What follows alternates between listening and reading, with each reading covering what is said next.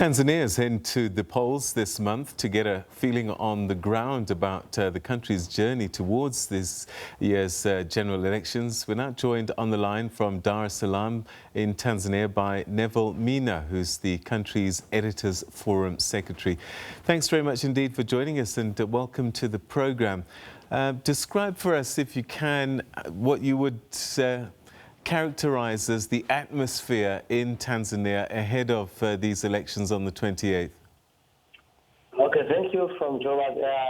From Dar es Salaam, we are heading to the election right now, and a few days have remained. So what I can say is that the situation is tense. As we are approaching the date of election, you can see the pressure is rising up. We are now seeing things which we didn't see at the beginning of the campaign. That's where we are, and the people are so much anxious to see what will be happening maybe after election, which will be run on the 28th of this month. Has the playing field been leveled, do you think, from what you've been seeing?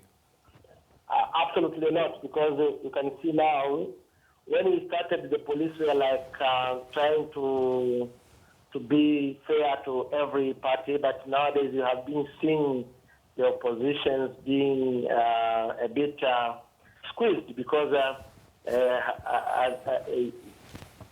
some couple of days ago, Tundu Lissu, this is the main opposition party candidate, was first of all the teargassed. He was teargassed in the northern west of Tanzania, in Mara, when he was going to Serengeti. And from there, I think now the Electoral Commission banned his campaign rally for 7 days. And so I can say right now he's not yet resumed the campaign, because from the 3rd of this month, his campaigns was banned as a result of what was termed as misconduct during the campaign. So he's going to resume the campaign on 10th of this month. And from there, yesterday he was heading to a certain place here, not 40 kilometers from Dar es Salaam, to carry some party functions as the vice chairperson of his party. And he was blocked somewhere for like 4 or 5 hours before he proceeded. So that you can see, for the opposition, the police have started squeezing them. So no one can claim that the playing level field is equal. Is this a new phenomena, or has this been something that you've seen over the years? One didn't hear about this kind of thing so much under Jakaya Kikwete, for example, Benjamin Mkapa, Hassan Mwinyi before them. Is this a new phenomena? Yes, it is, because when Mwinyi, the former president, said that every leadership has its own style of running things.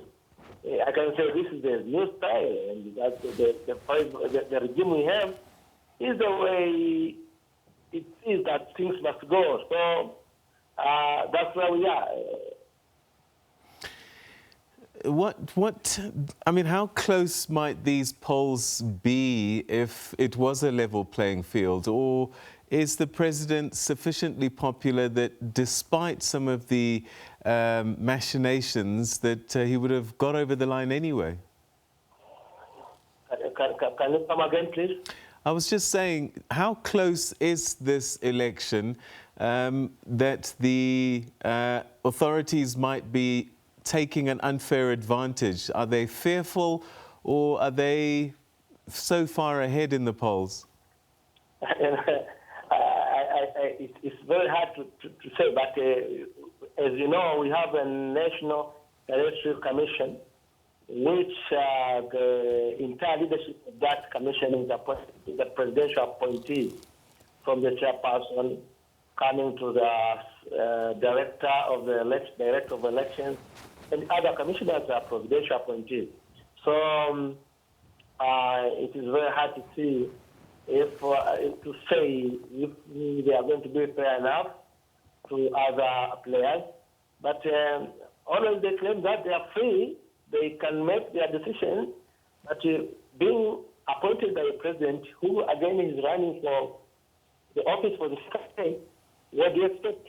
It's absolutely that they can't be fair to other parties. So what we are expecting is what we are expecting. I don't know what will happen when we go to the ballot box, but we don't expect much, and we don't expect a difference that maybe the opposition they might win for this election around.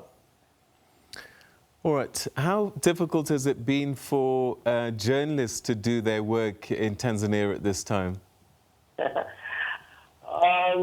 Things have changed dramatically because, as you know, there's a lot of self-censorship here for the past 3-4 years. Media has been muzzled. I can say we are not free as we used to be. The laws which were not used to be applied, and now the laws are there. They are draconian ones, but we used to not see being applied, but now they are applied. Some of our newspapers have been closed down. We have one newspaper which was its license was blocked, and that's where we are. And most of the so-called serious journalists are not in the newsroom. Some of them were kicked out. The media are been suffocating. They're not well financially. They can't. Some of them they cannot even send out the reporter to cover the elections. So at least you get what we have, what we can reach. And now the social media, it has its best, because now the social media, you know, everyone has the gadget, can take pictures from wherever he or she is, putting the picture on the social media platforms like WhatsApp and the Twitter and the like. So people can access those pictures and those motion pictures in the social media. So you can see now the social media in Tanzania are so much powerful than before, and the media being that kind of what you have said, the political parties are trying to mainstream their rallies through the social media, through WhatsApp, through Facebook and Twitter, so people can access those rallies through those social media. So now the social media has remained as the only major means of getting information, especially from rural areas where these people, especially the opposition parties, are campaigning.